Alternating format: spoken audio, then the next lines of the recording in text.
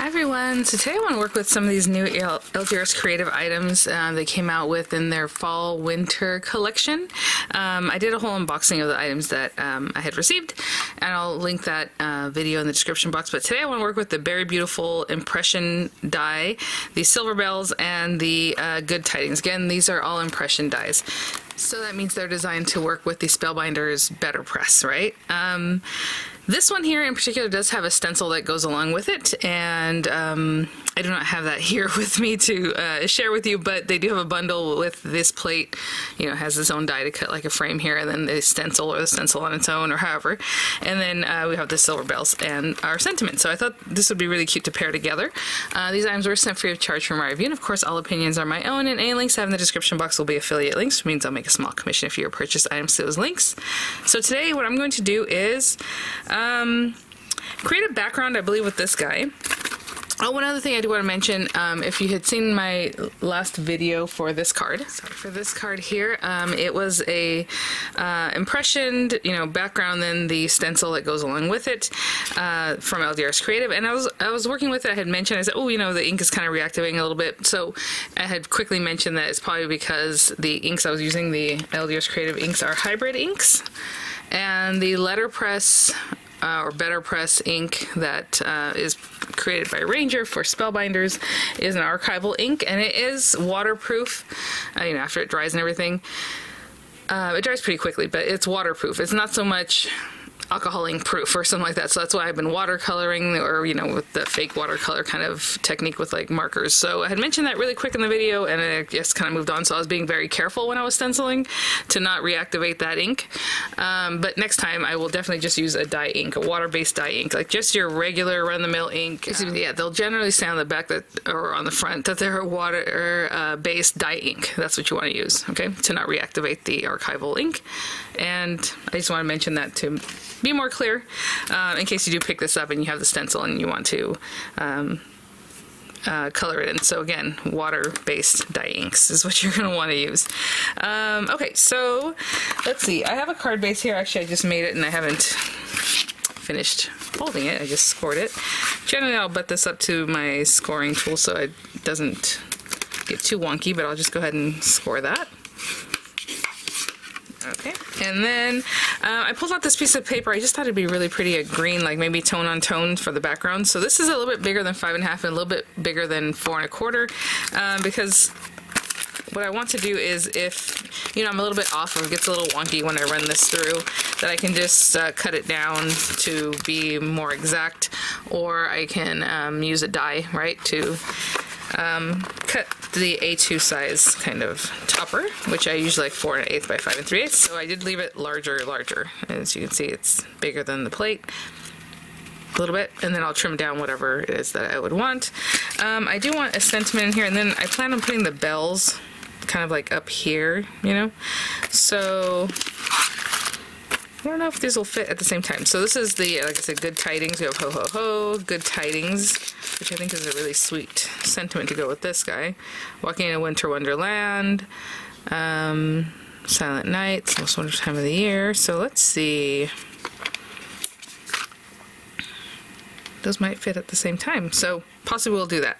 Let me get my better press and some inks, and I'll be right back. So I have my better press tool here. Again, I always keep all 3 shims under here. I never really have removed them, so I just always have them there. And let's go ahead and get this guy. I'm going to line it up in the A2 size kind of framing here. A little bit more this other way. Hold on. And then I have my sentiment, which I can do now or I can do afterwards. In my opinion, might as well run them through at the same time. And what's nice is that you can line it up on the actual grid lines there, so you have it nice and straight. And I'll go ahead and ink that one up first, and then I'll come back and put more ink on it, because I'm going to go ahead and ink up everything else in a green. So it's going to be on that green paper in green. It's called Leaf. And again, just a little doo-doo-doo, and then tap, tap, tap, whatever it is that you want to do to really get that coverage on there. I am holding it over here so it doesn't move too much, but of course if it shifts you can always place it back where you want it before you actually run your paper through. My good tidings kind of moved on me.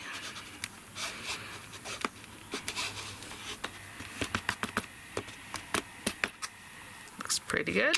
Okay, let's put this back where I would want it.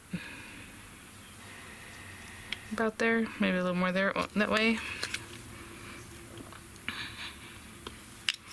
A little more black ink. The ink does not dry really fast when it's sitting here, but you do want to work. And actually what I can do is go ahead and take that. This guy, this is just some heavyweight green cardstock, and I'm just kind of eyeballing up and down, left to right.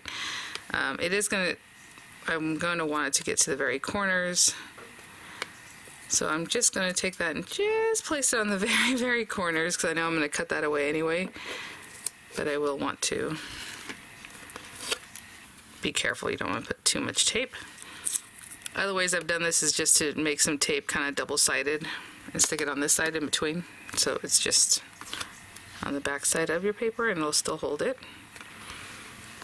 Like I said, this should still be good, but I'll breathe a little huff on it. And I'll bring this guy over.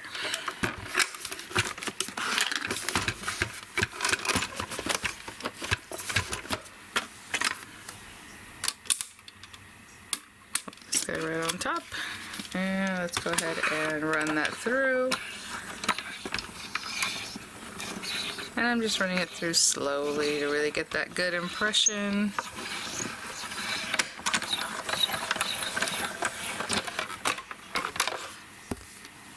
That is so pretty. Look at that. Good to go. Okay, let me clean up just a little bit because we're going to do some other impressions with the bells and the little fur that it comes with, and I'll be right back. So I just put it to the side, and then our little bells, I'll do probably a pair of bells, and I'm going to make them blue, so like white background blue ink. I'm sure there's lots of pretty ways to dress these guys up. So let's just do that and that. I was saying at the same time I can do this guy too, maybe down lower somewhere.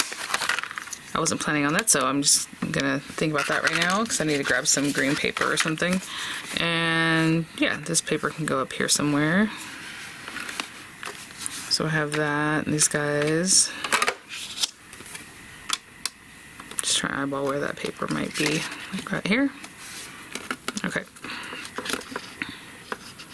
And then I'll grab some green paper for our little sprig, which I am definitely going to do like a green paper, green ink again, and I run it through a couple times, maybe a few times, just to have some little sprigs to go behind our little bells. And so you have that. Let me grab some green paper or something to go down here. We can put this, obviously we can use this whole thing. I'll be right back. This is some green paper. On one side it is a little bit textured, the other side is smoother, so I want the smoother side to face this. And I'm going to try and maximize my paper, so I can just have this one piece that'll cut, 3 of them for me. So I'll just move that over there. And I'll go ahead and tape this guy down too, and I'll be right back. So this area is for my bells, and this area is for the greenery, and let me grab some blue ink. Let's go with this Cosmic Sky. It's really kind of a dark blue. So again, pat, pat, pat, get that color on there. Twist, twist, twist. Whatever helps you do that. Pretty. And then green on this guy. So it's green on green.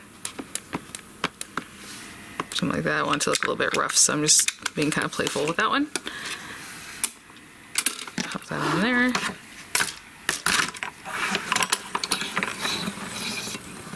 Run it through again, kind of slowly, get that ink really into your paper.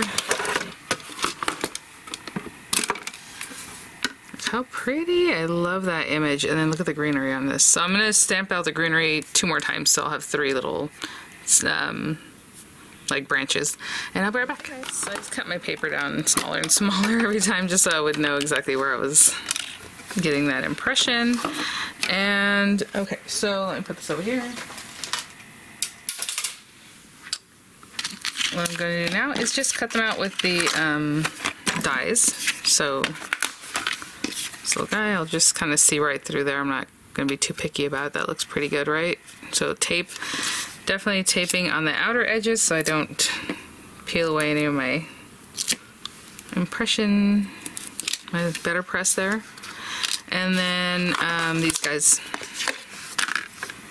looks like there's one that's more up to the right, the little bell, and then one that's right down the center. Again, tape those down and run those through, and I'll be right back. I eyeballed these, look how perfect.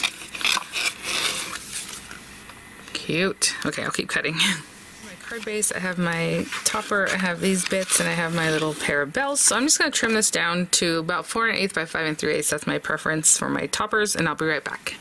So I just took a little bit all around off. And I'll go ahead and just glue this down, and then we'll get our little bits on there. So just hold that down there, and let's get these little guys going. Something like that. Should we go down like that, or up and the other way? We'll see. And then these little guys, that would be very cute. I don't know if I should go down or up with these guys.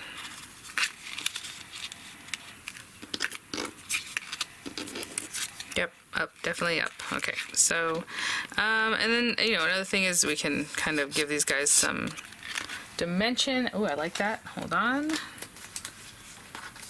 Ah! It's so hard for me to grab these. You saw I just kind of give it a curve here. What I'm going to do is put like something like that there. If that guy's here, and this guy can do the same kind of thing. Maybe it can be flatter. I mean, we can also puff him up or just be flat. I guess I'll do the same kind of thing there too. Okay. So, and glue here, and glue here, and then we have that dimensional. Oh, what am I doing? I already forgot. Something like this. Okay, let's hold that down. And that guy. I'll hold that for a second, and I'll be right back. This guy started sticking down because I already took the carrier off. And just being kind of playful with it, and I think that'll be good. And maybe a little more this way.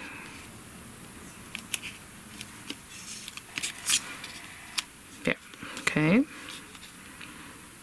And this guy, I'll probably do the same kind of thing. So let's do that. This guy here. There, glue and glue.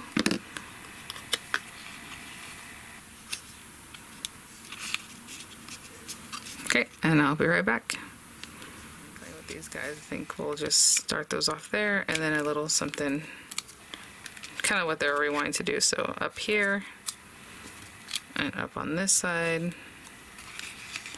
and glued together in the center there. I don't know why I'm holding them like this. They must stay together. Put a little blue there, a little blue in here, and cute. Okay. You can put glue down here if you want, or just let them free float, and I'm kind of free floating them there. And I'll be right back. And there is my card with some impression plates, you know, with the better press.